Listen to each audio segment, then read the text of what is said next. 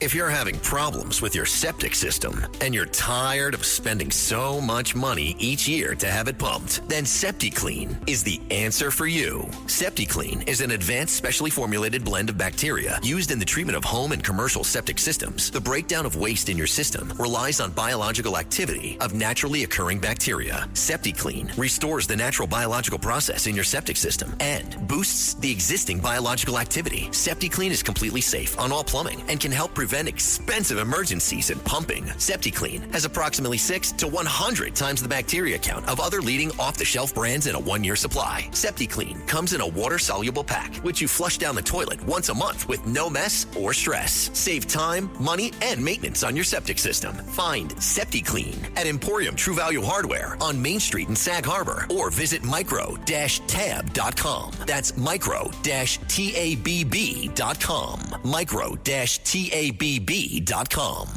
The Other Side of Midnight. 77 WABC. Local Spotlight.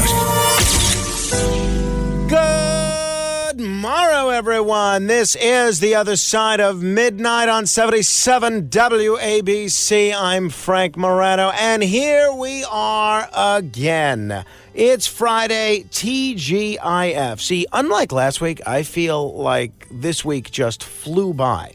I feel like yesterday was Monday, and here we are. It's Friday. The week's over. But you know what that means? That means for this hour of the program, we're going to do a little Ask Frank Anything. So if you have questions on any subject, please make them good, make them interesting, make them, if possible, entertaining and thought-provoking. You can give me a call at 1-646-720-0635. That's 1-646-720-0635.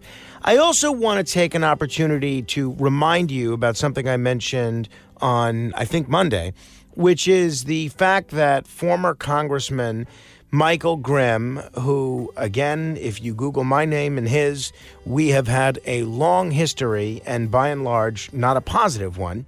He has been paralyzed in a horse accident similar to what happened with Christopher Reeve. He was apparently playing horse polo, and even though he's an experienced equestrian, he got thrown from the horse in an odd manner, and as of now, he is paralyzed from the chest down.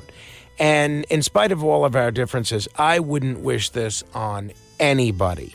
So he and his family have set up a GoFundMe in the hopes of paying for his medical expenses and in the hopes of maybe one day him being able to walk again. This is a real blow. I know a lot of folks that are pretty close friends with Michael, and I know it's been a very, very tough road for Grimm and his family and all of his friends. And like I said, he's been through a lot of challenges, including recently a very tough battle with pneumonia. And there is nothing that I'd like to see more than for him to walk again. So I have once again shared the GoFundMe on my Facebook page. It's at facebook.com/MoranoFan. That's facebook.com/MORANOFan. And if you can donate a couple of bucks, I've donated, and I know a lot of other folks who don't necessarily see eye to eye with Michael Grimm politically. They've donated. I think it would mean a great deal to him and to his family. Because if, God forbid, you were ever in that situation, I think you'd want people to rally to you and to try to help you walk again. This is a relatively young man who had his whole life ahead of him, and it just makes me want to cry to think that he might never walk again. So, do what you can. All right, let me hear your questions. 646-720-0635. Beam me up! To be continued. This episode is brought to you by Progressive Insurance. Do you ever find yourself playing the budgeting game? Well, with the Name Your Price tool from Progressive, you can find options that fit your budget and potentially lower your bills. Try it at Progressive.com. Progressive Casualty Insurance Company and Affiliates. Price and coverage match limited by state law. Not available in all states. The Other Side of Midnight. 77 WABC. Local Spotlight. Good Good morrow, everyone. This is The Other Side of Midnight on 77 WABC. I'm superstar Frank Morano. Thank you for listening. This story has been on my list all week, but I haven't had a chance to bring it to your attention. Well, today I do. And I also bring you a tale of city payroll madness, and it takes us on the iconic Staten Island Ferry. You might think ferry mariners have humble paychecks, but think again. Thanks to a recent retroactive union contract, 15 Staten Island ferry workers, yes, 15, are now bona fide millionaires. How did this happen? Well, our esteemed city controller, Brad Lander, decided that chief marine engineers on the ferry should have been earning way more all the way back in 2010. This means their wages were boosted, and here's the kicker, they received a whopping 13 years' worth of back pay to make up the difference. So, one ferry engineer whose base salary is $169,000, took home almost $1.7 million this past year. Another, who once gained fame for falling asleep on the job, raked in another $1.5 million. That's quite the payday. Critics, like the Empire Center for Public Policy, are calling this outcome silly on several levels. I'm still waiting for any retroactive raise for any job I've ever had. They argue this setup has turned into a free-for-all on taxpayer dollars, creating a perfect storm of waste and excess. After all, a big payout for workers who waited over a decade for a contract is one thing.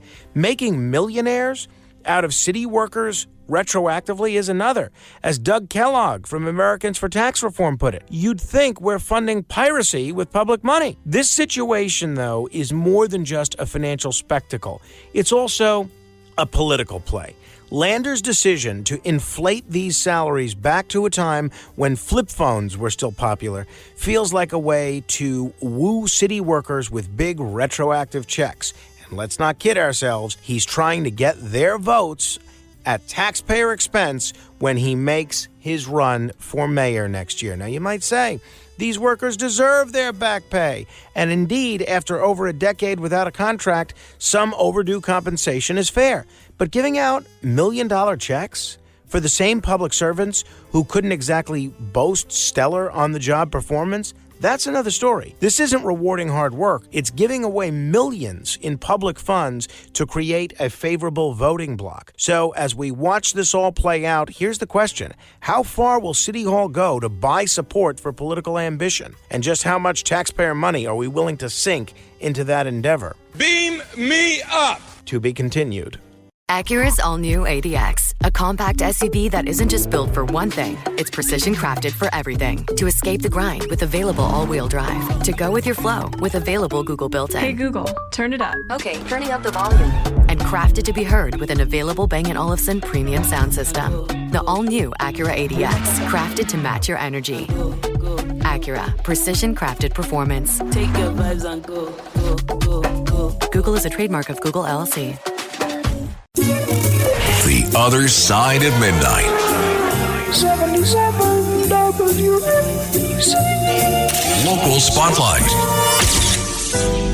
If there's one thing that unites New Yorkers, be they from the Bronx, Staten Island, or even the rarefied air of Manhattan, it's frustration with being ignored by those in power. That's why United Federation of Teachers President Michael Mulgrew's fiery denunciation of Governor Kathy Hochul and her tone-deaf congestion pricing plan is worth applauding.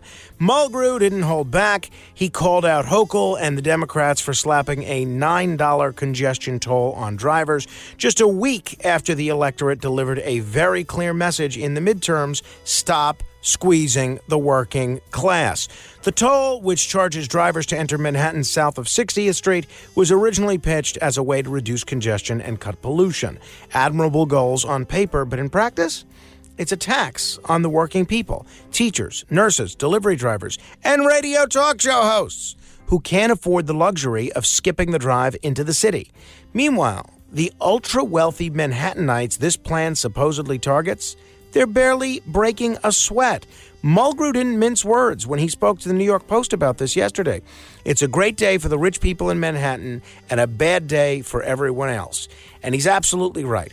Hochul claims this is about environmental justice, yet she's opening asthma centers in the Bronx, a borough that's now expected to bear the brunt of redirected traffic and pollution. It's almost laughable, except it's not. It's a slap in the face to the outer boroughs and working-class commuters. This toll isn't about congestion or clean air. It's about money, specifically funneling cash into the black hole that is the MTA, a chronically mismanaged agency that's as good at hemorrhaging funds as it is at frustrating commuters. Here's the kicker. Mulgrew and his union threw their weight and money behind Democratic candidates. They helped out Hochul, they helped put her in office, and now they're realizing the high cost of that political loyalty. I'd call it ironic, but that doesn't quite capture the betrayal many working New Yorkers feel. And how did Hochul misread the tea leaves so badly? Last week's elections were a warning shot. Voters are tired of being overtaxed and underappreciated. Yet, instead of adjusting course, Hochul doubled down on policies that punish the very people who keep this city running. To be clear, investments in public transit is crucial, but doing it on the backs of working New Yorkers, that's not leadership. It's tone-deaf arrogance. Michael Mulgrew is right. And if Hochul doesn't wake up and smell the exhaust fumes, she might find her political career stuck in the same traffic jam her policies are creating. We'll see what happens. Hopefully, this is one tax the Trump administration can terminate pronto. Beam me up! To be continued. Choosing a bottled Starbucks Frappuccino drink that's all flavor and just 100 calories? Easy. Choosing between creamy vanilla, double chocolate, and sea salt caramel flavors? A little harder. Try the delicious new Starbucks Frappuccino light drinks. Look for them wherever you buy groceries. Start with Starbucks coffee. The Other Side of Midnight. 77 WNBC. Local Spotlight. Well, it seems Whoopie Goldberg stirred up quite the controversy on her birthday this year, and not for the usual reasons. She made some bold claims about Holterman's Bakery on Staten Island, suggesting they turned down her order because of her political beliefs. Now, I've been going to Holterman's for decades, and let me tell you, that's just not the kind of place this bakery is. We'll play a clip from Whoopi's comments in a moment, but first, let me set the record straight. Holterman's isn't just a bakery, it's a Staten Island institution and New York's oldest bakery. They've been around since 1878, run by generations of the same family. If you're from my borough, chances are you've had one of their famous Charlotte Russe cakes. And let me tell you, Holterman's isn't just about making great desserts. They're deeply involved in the community. They support local charities, fundraisers, and have always been a welcoming, warm place. So to say they would turn someone away over politics, it just doesn't add up. The place that made these refused to make them for me. Really? Yes. What? Oh. No. Let me explain. They said that their ovens had gone down, all kinds of stuff, but folks went and got them anyway, which is why I'm not telling you who made them. But can't be because I'm a woman, but perhaps they did not like my politics. Yeah. But that's okay, because you know what? Listen. This is my mother's celebration. Yeah. Pick these up and celebrate with me and my mom. So there you have it. Now, Whoopi didn't name the bakery, but if you know Holterman's, the packaging she showed gave it away, and that's where this story takes a turn. Jill Holterman, who runs the bakery, explained what actually happened. She told Entertainment Weekly that she'd had some serious equipment issues with her boilers, which led her to turn down Goldberg's order at first. Jill was just being upfront, trying to keep her commitments realistic with a 1930s oven and a bunch of boiler problems. Then, at the last minute, they managed to put the order together, and Whoopi's team came by to pick up the desserts. But instead of letting that be the end of it, Whoopi hints on The View that maybe, just maybe, it was political. Now, that's a heavy accusation to toss around, especially for a place that's been nothing but open and welcoming to people from all walks of life, no matter their politics. This is exactly the kind of thing that can do real harm to a small business. Holterman's has been hit with angry calls from people who now think they're prejudiced. They've gone from a beloved local spot to being embroiled in a national controversy because of a comment made without evidence. And that's just not right. Whoopi's a powerful voice with a big platform, and she should have known better than to stir the pot without facts. And I don't know about you, but I'm stopping in to Halterman's tomorrow to support them. Beam me up. To be continued.